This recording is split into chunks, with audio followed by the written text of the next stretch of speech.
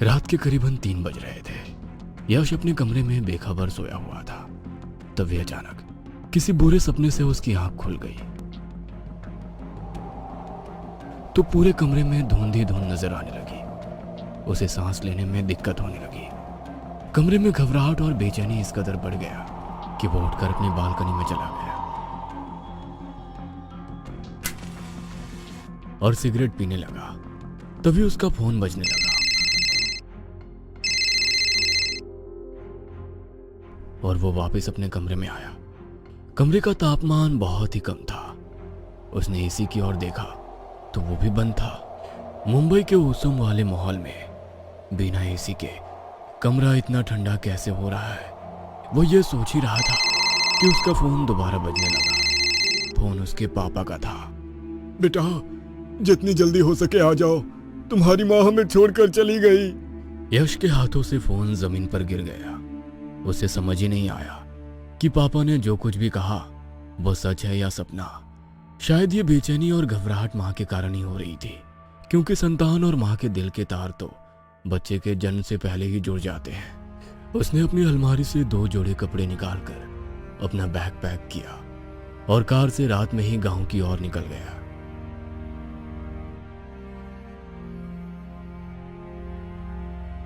जब वो घर पहुंचा तो सुबह हो चुकी थी। सभी रिश्तेदार भी इकट्ठा हो चुके थे। मां की अंतिम यात्रा शमशान ना पहुंचकर एक कब्रिस्तान में पहुंची। वहां पर पहले से ही कब्र खुदी हुई थी। पापा, हम लोग मां को लेकर यहाँ क्यों आए हैं? हमें तो शमशान जाना चाहिए था। बेटा, अब इस गांव के रिवाज बदल चुके हैं। हम लोग शमशान में नहीं जाते, बल्कि सभी लाशों का अंतिम संस्कार अब ऐसे ही होता है। मगर ऐसा क्यों? यदि माँ का विधि में अंतिम संस्कार नहीं हुआ और उनकी अस्थियों को गंगा में विसर्जन नहीं किया गया तो उन्हें मुक्ति कैसे मिलेगी? बेटा, ज्यादा सवाल मत कर, हमें यहाँ से जल्दी निकलना होगा।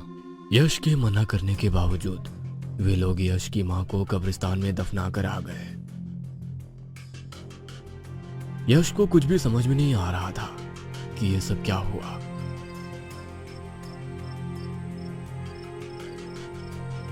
रात को उसे नींद नहीं आ रही थी। रह रहकर उसे अपनी मां की शक्ल नजर आ रही थी। तभी वो अपना ध्यान परिवर्तित करने के लिए रात में गांव की गलियों में घूमने लगा। तभी उसे पायल की आवाज आने लगी। उसने उस आवाज की तरफ घूमकर देखा तो वहां पर कोई नहीं था। आवाज धीरे धीरे तेज हो रही थी। ऐसा लग रहा था मानो कोई दबे कदम उसकी तरफ ही बढ़ रहा था। अचानक उसे तेज धक्का लगा और वो जमीन पर गिर गया। और फिर जैसे ही वो उठा, किसी ने जमीन से उसे 4 फीट ऊपर उछाल दिया और वो फिर जमीन पर गिर गया। वो आसपास देखने लगा मगर कोई भी नजर नहीं आया। दर्द से कर्राता हुआ वो उठा और इस हादसे के बाद यश की सोचने समझने की शक्ति कम होने लगी थी। उसे समझ नहीं आ रहा था कि उसके साथ ये क्या हो रहा है। वह घर जाकर चुपचाप सो गया। उसके पिता जो वहीं पर सो रहे थे, उन्होंने एक बार उसकी तरफ देखा मगर कुछ नहीं कहा। यश बिस्तर पर सारी रात सोचता रहा कि अभी जो कुछ भी हुआ उसके पीछे क्या वजह हो सकती है। सारी रात उसे नींद नहीं आई। सुबह थोड़ी देर नींद लगी थी कि मंदिर में होने वाली आरती की आवाज उसके कानों में पड़ी। वह तुरंत अपने बिस्तर से उठा और नहाकर सीधे मंदिर पहुंच गया। मंदिर में होने वाली आरती में शामिल होकर कुछ देर उसके मन को बहुत सुकून मिला। ऐसा लगा मानो रात की सारी परेशानियां और थकान उसके जहन से उतरती जा रही थी। पंडित जी उसे आरती देने लगे तो उसकी शक्ल देखकर कुछ पल के लिए खामोश हो गए और फिर उसके सर पर हाथ रखकर बोले, बेटा, आने वाले 10 दिन तुम्हारी जिंदगी में बहुत भारी है। तुमने कल जो गलती की है वो उस कारण वापस लौट कर आ जाएगी। मैंने कौन सी गलती की है? कौन लौट कर आ जाएगा? आप साफ साफ बताइए। कुछ अघोरी और ओझाओं के प्रभाव में आकर इस गांव के लोग अपनी संस्कृति और सभ्यता को भूल रहे हैं और पश्चिम संस्कृति को अपनाकर अपने लोगों का अंतिम संस्कार कर रहे हैं। उन्हें ऐसा लग रहा है कि ऐसा करने से उनके घर के सदस्य वापस लौट कर आ जाएंगे, मगर उन्हें नहीं पता कि इस गांव पर बहुत बड़ी विपदा होने वाली है और कल इसकी शुरुआत हो चुकी है। हो सके तो अपनी माँ का अंतिम संस्कार कर उनकी आत्मा की शांति की प्रार्थना करना। हरि ओम।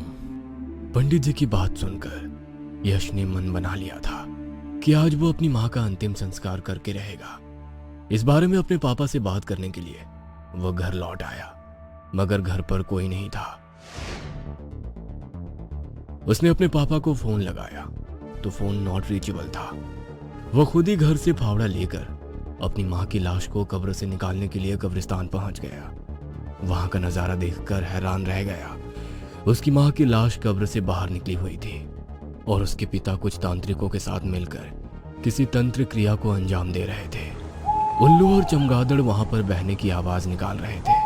आसमान से खून की बारिश होने लगी। यह दृश्य देखकर यश की हिम्मत जवाब दे गई, मगर वहां मौजूद दूसरे सभी लोगों के चेहरे पर चमक थी।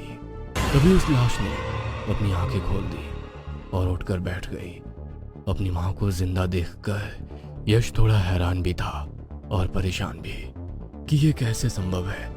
पूरी प्रक्रिया यश के लिए एक राज थी, मगर यश के पिता इस बात से अनजान थे कि तांत्रिकों ने उसकी मां के शरीर में एक शैतानी रूह का वास किया है।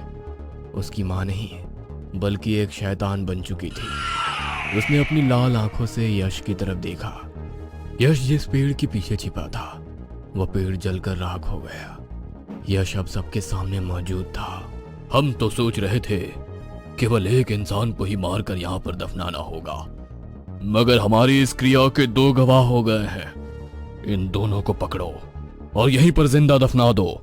तांत्रिक के कहने पर वहां मौजूद 4 लोग उठे और यश और उसके पापा को पकड़ लिए। यह सब क्या है? और यदि मेरी मां सच में जिंदा हो गई है तो तुमने हमें क्यों पकड़ रखा है? मरकर कभी कोई जिंदा हुआ है क्या? जो अब होगा वो तो हमारा फैलाया हुआ भ्रम था जिसमें तुम सब लोग फंस गए। कई लाश यहाँ पर दफन हुई, मगर किसी के भी शरीर में शैतान दाखिल नहीं हो पा रहा था। वो सब लाशें हमारे लिए बेकार थी, मगर हमारे पिछले 5 सालों की मेहनत रंग लाई। आज देखो शैतान जिंदा हो गया। कहते हुए वो तांत्रिक जोर जोर से हंसने लगा। अब बस 2 दिन और उसके बाद इस दुनिया पर शैतान का साम्राज्य होगा। कहते हुए उस तांत्रिक ने उन दोनों के सर पर वार किया। उन दोनों को वहां गड्ढे में दफना दिया।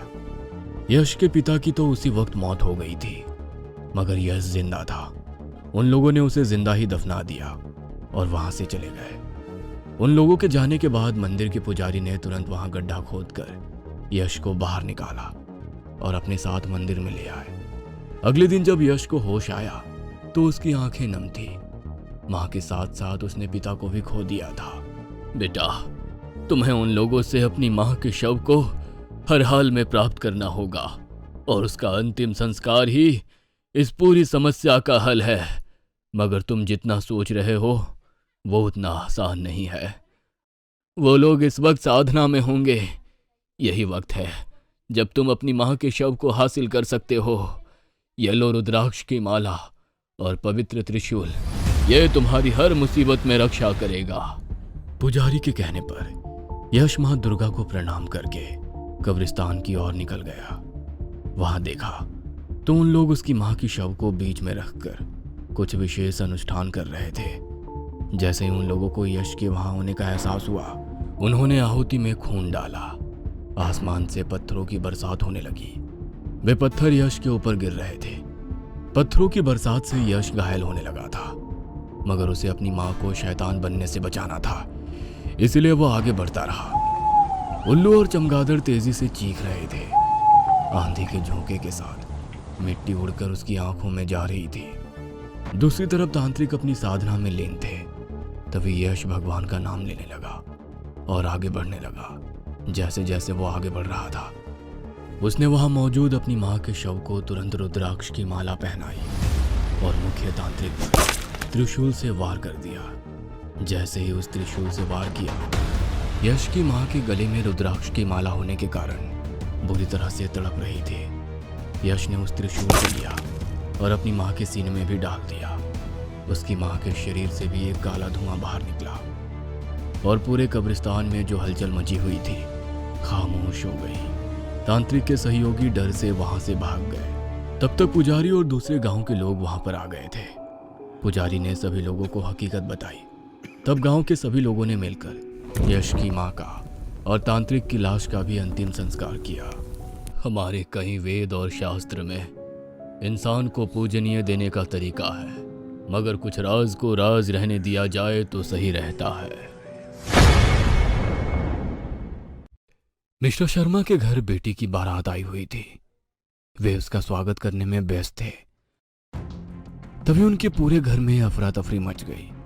मिसेस शर्मा चिल्लाते हुए वहां आई और मिस्टर शर्मा का हाथ पकड़कर उन्हें अपने साथ कहीं ले जाने लगी। उनका ये रवैया देखकर सभी हैरान थे। दुल्हा भी उनके पीछे पीछे सच्चाई जानने के लिए गया तो उस कमरे में पहुंचकर उसके होश उड़ गए। पूरे कमरे में खून फैला हुआ था और उसकी होने वाली दुल्हन मृतावस्था में पड़ी थी। उसका पूरा शरीर जगह जगह से कटा हुआ था।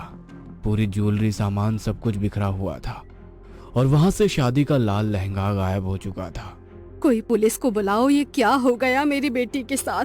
कहते हुए वो जोरों से रोने लगी। इंस्पेक्टर ने जब वहां आकर देखा तो वो खुद भी बहुत हैरान थे। लाश की हालत इतनी ज्यादा खराब थी कि यदि वो घर पर नहीं होती तो पहचानना मुश्किल होता। ये सब क्या हो रहा है? कुछ समझ में नहीं आ रहा है। शहर में इस तरह का ये चौथा केस है। दुल्हन का इतना बेरहमी से खून कर दिया गया और सारी ज्वेलरी वहीं पर पड़ी हुई है, मगर लहंगा गायब है। कौन हो सकता है इन सब के पीछे? दूसरी तरफ मीरा आज बहुत खुश थी। 4 दिनों के बाद उसकी शादी थी। सभी लोग शादी की तैयारी में व्यस्त थे, मगर सबके मन में कहीं ना कहीं शहर में होने वाली घटनाओं को लेकर असमंजस की स्थिति बनी हुई थी। क्यों ना हम लोग कहीं और जाकर शादी करें। मैं अपनी बेटी की जिंदगी के साथ कोई रिस्क नहीं ले सकती हूँ। यहाँ पर सब कुछ बुकिंग हो चुकी है। कहीं और जाकर नए सिरे से सब कुछ बुक करना होगा और दोबारा शादी की सारी तैयारी करना लगभग नामुमकिन सा है। हम लोग शादी यहीं पर करेंगे और मीरा की सुरक्षा की विशेष व्यवस्था कर लेंगे।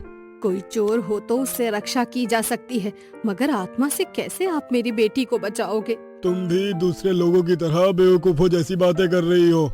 ये आत्मा वगैरह कुछ नहीं होता, लोगों का फैलाया हुआ भ्रम है।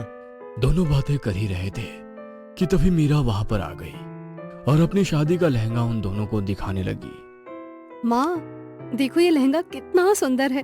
बुटीक वाले ने इस पर कितना सुंदर जरदोसी का वर्क किया है। सच में बहुत सुंदर है। शादी वाले दिन जब तू इसे पहनेगी तो एकदम राजकुमारी सी लगेगी। कहते हुए उन्होंने आगे बढ़कर अपनी बेटी को गले लगा लिया, मगर उनके मन में कहीं ना कहीं संशय जरूर था। वे अपने पिता की ओर देखते हुए इशारे में उन्हें अपना निर्णय बदलने के लिए कह रही थी। आंखों ही आंखों में उसे शांत रहने के लिए कहा, बेटा, एक बार इस लहंगे को पहनकर देख लो। कोई फिटिंग की प्रॉब्लम होगी तो अभी 4 दिन का समय है, सब कुछ अच्छे से ठीक हो जाएगा। हाँ पापा, वो तो मैंने सोचा ही नहीं। एक बार ट्राई करके आ जाती हूँ। कहते हुए मीरा अपने कमरे में गई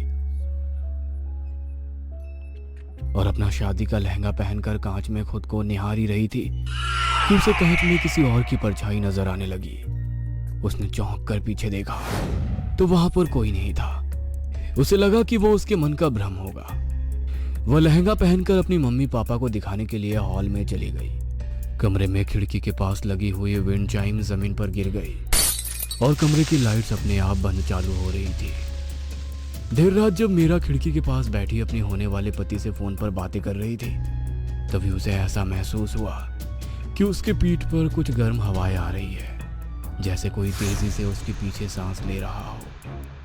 बाहर सर्दी का मौसम है और खुली हुई खिड़की, ऐसे में पीठ पर गर्म हवा महसूस होते ही वो मुस्कुराते हुए बोली, मुकुंद के बच्चे, चुपचाप मेरी बातें सुनता है? रुक, तुझे अभी बताती हूँ मैं। कहते हुए वो अपने भाई को मारने के लिए पलटी तो पीछे कोई नहीं था।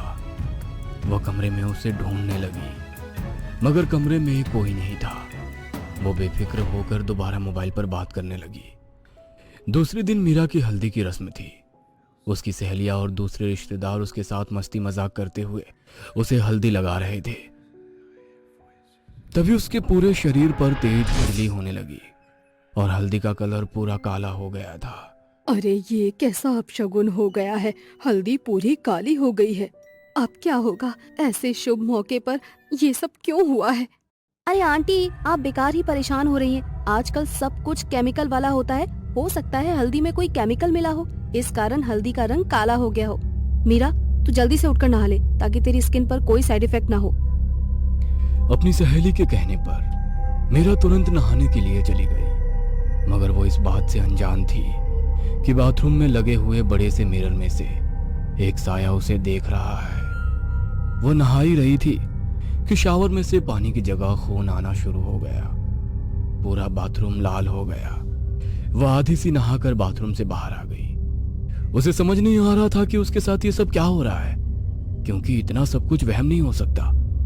अब उसके मन में भी भय पैदा हो गया कि कहीं ऐसा ना हो कि उसके शादी वाली रात उसकी भी मौत हो जाए।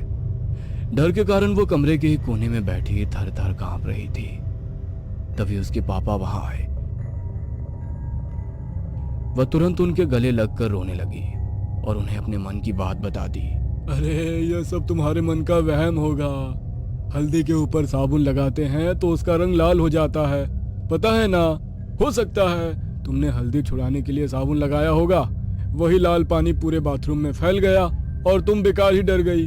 अरे कल तुम्हारी शादी है और मैं नहीं चाहता कि मेरी बेटी अपनी शादी में यूं डरी डरी से घूमे। चलो अब जल्दी से मुस्कुरा दो। कहते हुए उन्होंने उसे गुदगुदी कर दी। वो भी खिलखिलाती हुई हंसकर अपने पापा के गले लग गई। आधी रात को जब वो सो रही थी तो उसे बिस्तर में काफी ठंड होने का एहसास होने लगा। ऐसा लगा वो बर्फ की सिल्ली पर लेटी हुई है। वो ठंड से कांप उठी। उसके पास ही उसकी माँ सो रही थी। वो भी उसके इस तरह उठने से तुरंत उठकर बैठ गई। क्या हुआ तुझे? क्यों परेशान दिख रही है? माँ माँ माँ वो मीरा उन्हें सब कुछ बताना चाहती थी, मगर उसके मुंह से शब्द नहीं निकल पा रहे थे। उसकी माँ को लगा शायद कल शादी है, इसीलिए घबरा रही होगी। उन्होंने उसे पकड़कर अपने गले लगा लिया, मगर मीरा पूरी तरह से ठंडी पड़ी हुई थी। उसे समझ में नहीं आया कि ऐसा क्यों हुआ, मगर वे अपनी बेटी को हर हाल में कल सुरक्षित रखना चाहती थी। उन्होंने तुरंत अपने भाई को फोन कर गांव से अपने गुरुजी को लाने के लिए कह दिया था। पूरे घर में मेहमानों की धूम मची हुई थी। सभी लोग बारात के आने का इंतजार कर रहे थे, मगर मीरा की माँ के मन में बहुत डर था। मीरा भी डरते हुए तैयार होने लगी। तभी उसके कमरे में लाइट बंद चालू होने लगी और कांच में से एक साया उभर कर बाहर आया और उसे देखकर मीरा की चीख निकल गई। ये शादी मत करो, मना कर दो, बारात वापस भेज दो। कौन हो तुम और ये क्यों कर रही हो? शादी के बाद जिंदगी बर्बाद हो जाती है, जीवन में कुछ भी नहीं बचता। मेरी मानो शादी मत करो। किसने कहा शादी के बाद जिंदगी खराब हो जाती है? मैं क्यों तुम्हारे कहने पर शादी नहीं करूं? मैं तो शादी जरूर करूंगी।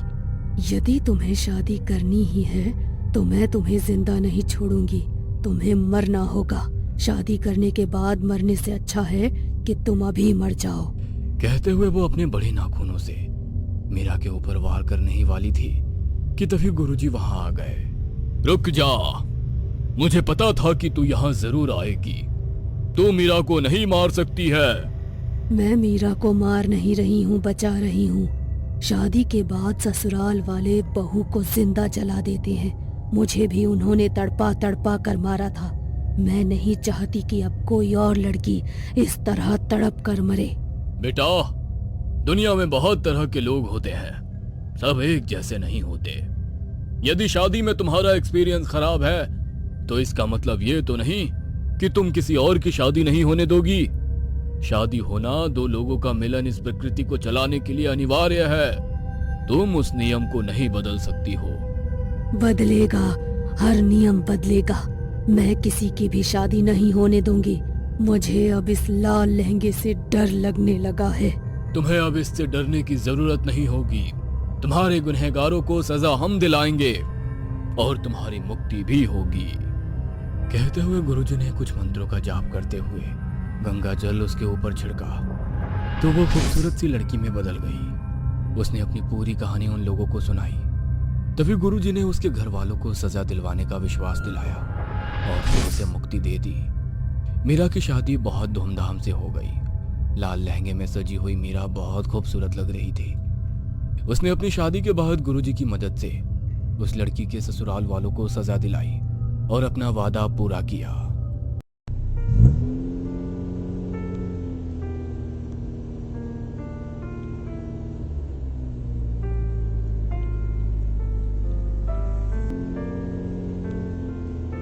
राहुल, मैं समझ सकती हूँ कि तुम्हारे मन में क्या चल रहा है, लेकिन उसकी आत्मा की शांति के लिए ये शादी जरूरी थी।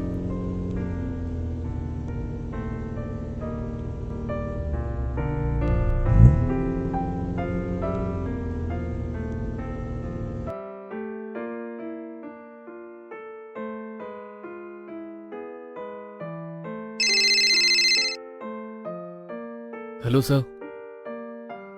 Thank you sir. Yes sir, party तो बनती है। ठीक है सर, मैं अभी आता हूं। Okay sir. रानी सॉरी, मुझे अभी ऑफिस जाना होगा। आज हमारी शादी की पहली रात है राहुल। ये मीटिंग इंपॉर्टेंट है रानी, 2 घंटे में आ जाऊंगा।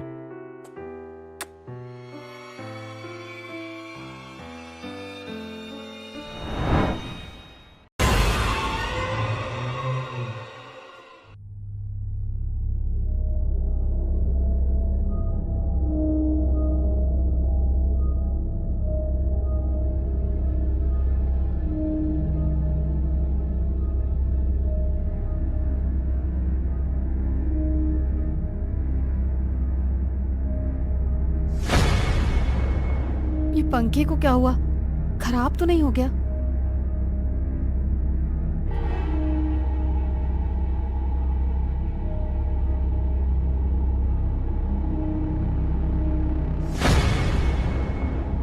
थैंक गॉड पंखा सही सलामत है।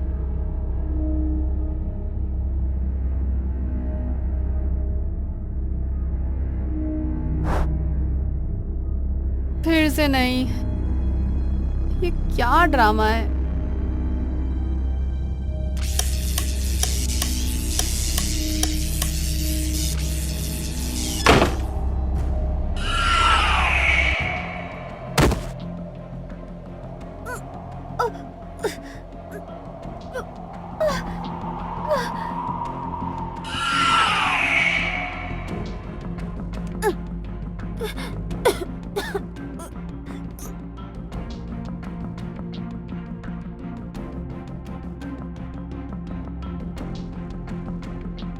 दरवाजा खोलो, कोई है?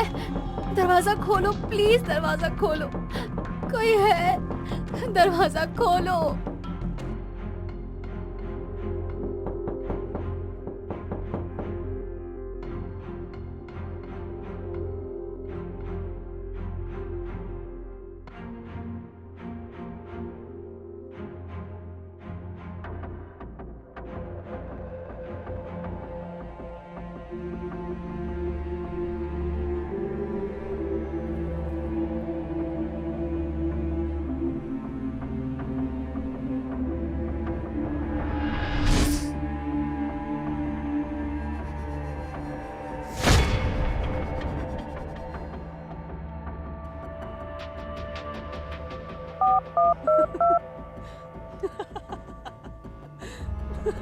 हे भगवान, ये क्या हो रहा है?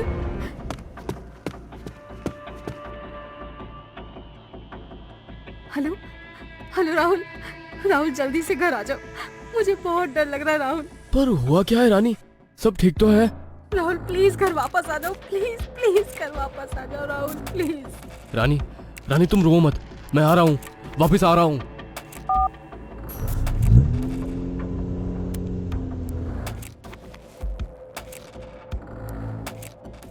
रानी, रानी। राहुल, राहुल अंदर कमरे में कोई है उधर। रानी, रानी रिलैक्स। कौन है? पता नहीं, पर कोई तो है। उसने उसने मेरी गर्दन दबाकर मुझे मारने की कोशिश भी की है। रानी शांत हो जाओ, मैं देखता हूँ, आओ मेरे साथ।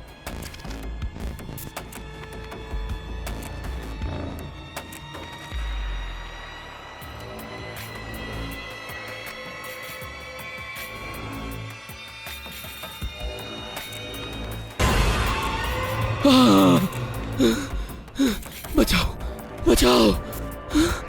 राहुल, राहुल तुम ठीक हो?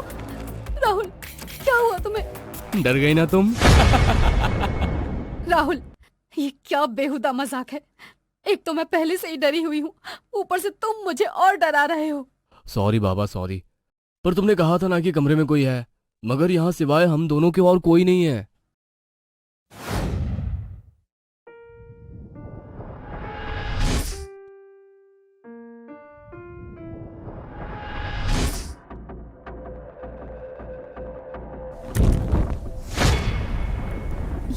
ये जलने की बदबू कहाँ से आ रही है? आग! बचाओ! राहुल! राहुल आग! राहुल बचाओ! रानी तुम ठीक हो? राहुल इस घर में कुछ गड़बड़ है। कल किसी अनजान ताकत ने मेरी गर्दन दबाकर मुझे मारने की कोशिश की। आज ये आग! ये घर हॉन्टेड है राहुल, हमें यहाँ से जाना होगा। ऐसा कुछ नहीं है रानी, ये सिर्फ तुम्हारा वहम है। तुम्हें कोई मारना नहीं चाहता है। ये सब इसकी वजह से हुआ है। इतना अंधेरा तो नहीं है किचन में जो तुमने मोमबत्ती जला ली। कुछ जलाना ही था तो लाइट जलाती। लेकिन राहुल। अच्छा छोड़ो अब ये सब बातें, और प्लीज जल्दी से एक कप गर्मा गर्म चाय बना दो, मुझे ऑफिस के लिए निकलना है। ये मोमबत्ती मैंने कब जलाई?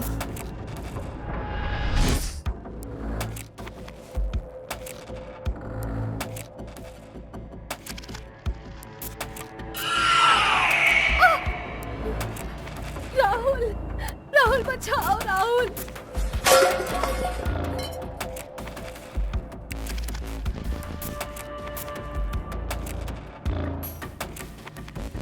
क्या हुआ रानी, अब क्या हुआ? राहुल मुझे बचा लो प्लीज राहुल। कल जो भी हमारे कमरे में था उसने ही मेरी साड़ी में आग लगाई है। मैंने कोई मोमबत्ती नहीं जलाई थी और किचन का ये सारा सामान भी उसने ही गिराया है। प्लीज प्लीज एक बार मेरा विश्वास कर लो प्लीज राहुल। अरे लेकिन यहाँ तो केवल एक चाय की पतीली और उस छलनी के अलावा तो कुछ गिरा हुआ नहीं है। ये कैसे हो सकता है? नहीं, ये नहीं हो सकता। अभी तो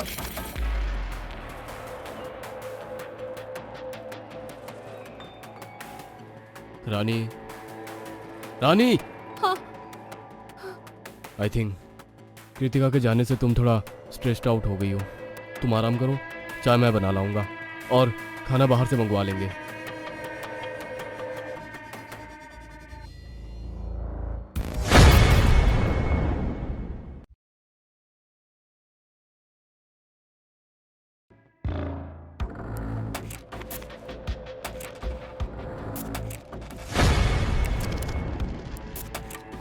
ओह माय गॉड, रानी! मुझे मुझे नीचे उतारो। कौन है? Rahul please save me.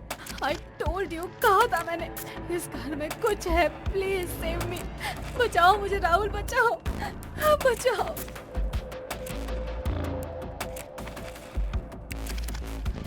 Rahul ये मुझे क्या हो रहा है राहुल?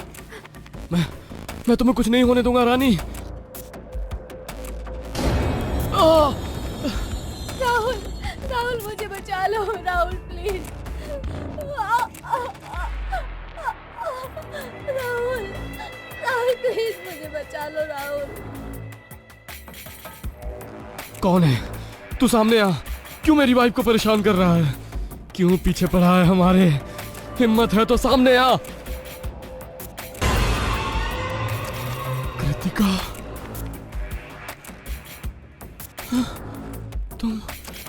तुम मर चुकी हो फिर? ये सब, वो भी अपनी सगी बहन के साथ? ये बहन नहीं है राहुल, ये बहन के नाम पर कलंक है। इसने ही मुझे मारा है। मगर वो तो एक्सीडेंट था कृतिका। जिसका मास्टरमाइंड रानी थी।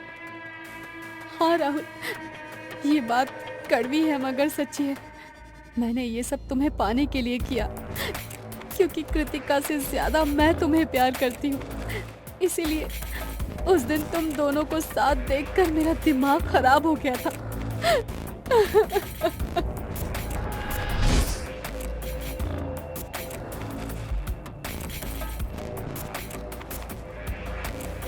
और तभी मैंने फैसला ले लिया कि मैं तुम्हें हर हाल में पाकर रहूंगी। हम दोनों ऑफिस में देर रात तक काम करते रहे, लेकिन कृतिका का मौत का सेटअप मैंने सुबह ही कर दिया था। और कितना काम करना है दीदी, घर नहीं चलना? मुझे अभी 1 घंटा और लगेगा, तू घर पहुंचना, मैं आती हूँ। ओके दीदी। आज तुम मेरी और राहुल की जिंदगी से हमेशा हमेशा के लिए निकल जाओगी।